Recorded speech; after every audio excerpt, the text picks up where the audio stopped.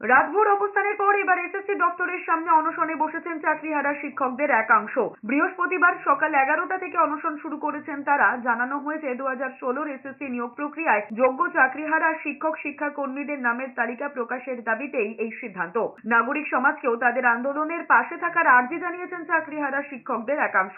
সাংবাদিক বৈঠকে জানানো হয়, অনশনে প্রথম বসছেন পঙ্কজ রায় নামে এক চাকরিহারা শিক্ষক। এসএসসি দপ্তরের সামনে বুধবার থেকেই অবস্থানে বসেছিলেন চাকরিহারা শিক্ষকদের কয়েকজন। এবার তাদের মধ্যে থেকেই 4 জন অনশনে বসতে চলেছেন। সাংবাদিক বৈঠক করে তারা জানিয়েছেন, যতক্ষণ না যোগ্যদের তালিকা প্রকাশ হবে ততক্ষণ পর্যন্ত নড়বেন না তারা। তাদের মূল দাবি, মিরর ইমেজ প্রকাশ করুক এসএসসি। আমাদের যোগ্য শিক্ষাকর্মীদের উপর যেভাবে পুলিশি হামলা, যে নির্যাতন, তাদেরকে লাঠি মারা, লাঠি পেটানো করা, মিথ্যা মামলায় ফাঁসানো, ভয়ভীতি যে প্রদর্শন, তার প্রতিবাদে আজকের এই অনশন কর্মসূচি।